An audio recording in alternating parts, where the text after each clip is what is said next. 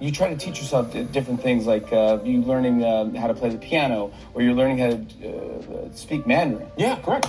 In your spare time. But you were so busy. But man, you can Rosetta Stone? No, I got a tutor, we talk, and Really? Yeah. Yeah, that's something really key. Like, if you want to get good at any language, speaking is your best bet. And as we'll see, this strategy has really paid off for John Cena. Yeah. Mandarin's tough. Yes, it is. I got a Rosetta Stone. Yeah, I couldn't even get past the first hour. Okay, so we'll try something. Here we go. Really? 你好，我是 John Cena。他是我的朋友 Jimmy Fallon。 Okay. So far so good. I mean, his Mandarin would really be totally comprehensible to native speakers. There's really no grammar mistakes or anything like that. He's actually legitimately speaking Mandarin. I don't know whether he's doing this for dramatic effect or not, but you notice that his speaking voice in Chinese is actually quite high relative to his English. 我是 John Cena。 And I think like a lot of learners do this. Like there's kind of this perception that you have to sort of like sing Chinese. It's like, 你好，我是 John Cena. Strictly speaking, that's kind of unnecessary. Like, he could have just said, hey, 你好，我是 John Cena, right? All at the same kind of level. To be nitpicky though, his pronunciation could use a little bit of work. You may have heard that Chinese has tones and he somewhat botches them. So for example, he says, 他是我的朋友 Jimmy Fallon。 whereas the correct Chinese pronunciation is 他是我的朋友。他是我的朋友。他是我的朋友。 This actually doesn't really affect comprehension as much as you might think. People are still going to be able to understand what he's saying, but it's sort of like in English, if instead of saying, he is my friend, Jimmy Fallon, you were instead to say the sentence, he is my friend, Jimmy Fallon. Like, you can see the emphasis is kind of off, the prosody is a little bit off. Like, people are going to look at you a little funny, like you're not a native speaker. But the thing is, we as English speakers can still understand that sentence. Jimmy Fallon 工作我是主持人的在电视节目名字 The Tonight Show。 Okay. So, I don't want to be, but he kind of falls apart a little bit here.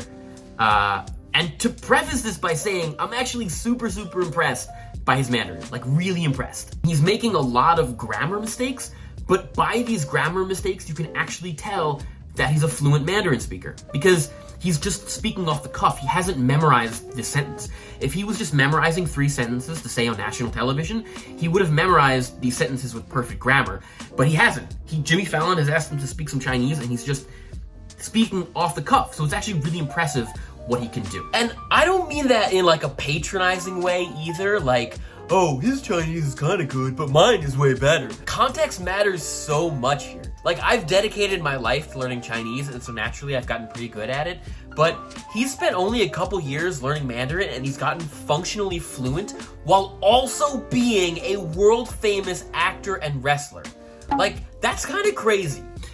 But if you want to be nitpicky, grammatically, this sentence is actually a bit of a mess. So what he says is, Jimmy Fallon 工作是主持人，在电视节目名字 The Tonight Show. When he should have said, Jimmy Fallon 的工作室名字叫 Tonight Show 的电视节目的主持人. So it would be as though somebody said in English, instead of Jimmy Fallon is the host of a show called The Tonight Show, they instead said Jimmy Fallon is the host of a called Tonight Show. It doesn't really make sense. Like, you can kind of understand what they're saying, but it's a little bit off. The thing is, I actually don't blame him for getting this wrong because in Chinese, relative clauses are actually very unusual from an English speaker's perspective. Like, for example, in English, when you say the sentence, I have a friend called Jimmy, in Mandarin, what you would be saying is, I have a called Jimmy friend. So the clause that modifies the noun actually comes before it and modifies it almost like an adjective, which is like a very unusual kind of thought pattern for English speakers. And I remember too, when I first started learning Chinese, like for me, that was also like super confusing. The other thing I want to note about this sentence, I was a little bit confused what he was saying at first because he does mispronounce the word for TV host, 主持人, as 主持人, which actually means something more like the registered person or the registrant. But overall though, I'm actually super impressed by his Chinese. It's obviously not perfect, but the fact that such a busy guy took the time out of his schedule to learn Mandarin Chinese like this to seeming fluency is actually really cool. 你好，微博，现在我拍电影，但是我给手机吃饭，我不可以用我的手机，我们拍的时候，所以我现在拍这个，因为他们给我老干妈。 Wow. Okay.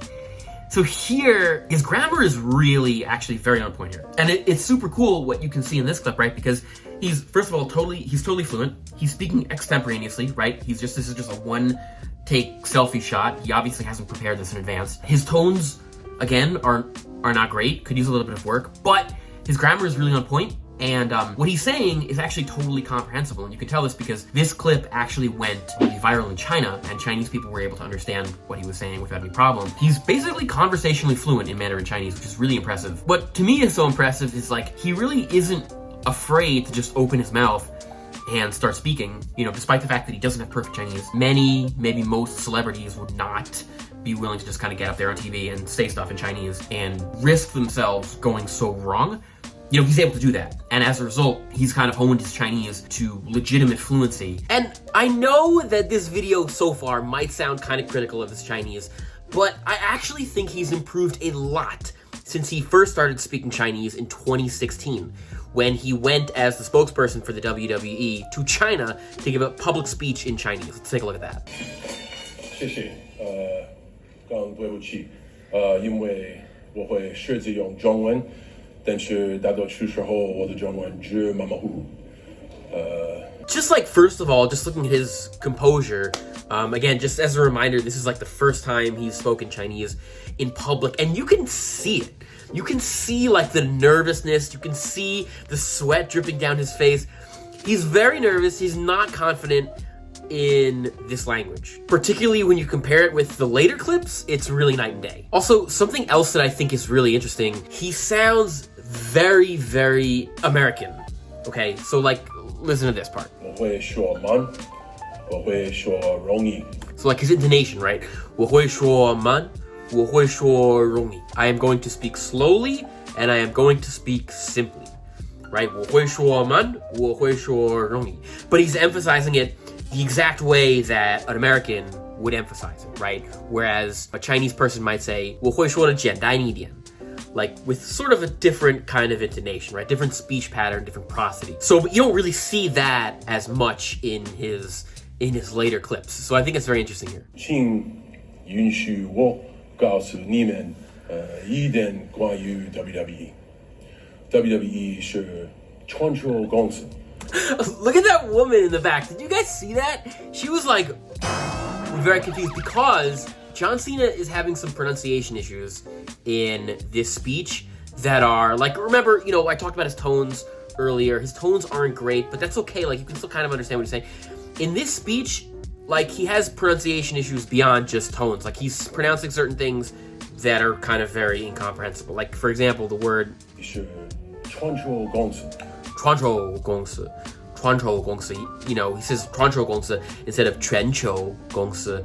So it's kind of, you know, when a lot of those stack up, it's sort of harder to understand what's actually going on. Like this section over here, I had to play a few times before I was really able to understand what was actually going on. WWE 生意跟爆曝光路都在中国，以前不大。 And I imagine that a Chinese speaker in the audience wouldn't have been able to understand what he was saying at first, right? Without really paying closely attention. It would be as though as you said the line in English like, the WWE business and exposure has been bad in China for many years. You can sort of understand where it's coming from, but there's enough issues where it actually becomes kind of hard for comprehension. And then even very basic words too here, like 我认为这是坏事。 he says 我认为这是坏事, which means something believes that this is a bad thing. What I think what he was trying to say was 我认为这是坏, like I think this is a bad thing. So he mispronounced the word for I, like he did say it correctly in other places during the speech. So I know that he knows how to pronounce that word correctly, but probably due to nerves or whatever, he mispronounced it here. And he also just like kind of pauses a lot during the speech. 我很感谢。 Right, like I am very thankful for. Those kind of things all add up to making the speech more difficult to understand. And the point is not to throw out these gotchas for like criticizing John Cena. The point is to show like how much he's actually improved. Like his Chinese has gotten so much better since 2016, and like in this speech, I wouldn't really call him fluent here because it's really honestly very difficult to understand. Whereas just a couple years later, his Chinese wasn't perfect, but it was really intelligible. And like, you know, he could definitely, I'd feel confident in saying that he'd be able to have a conversation with anybody in Chinese without an issue. And by the way, if you guys are looking to learn Chinese, make sure to check out my Chinese course, link in the description.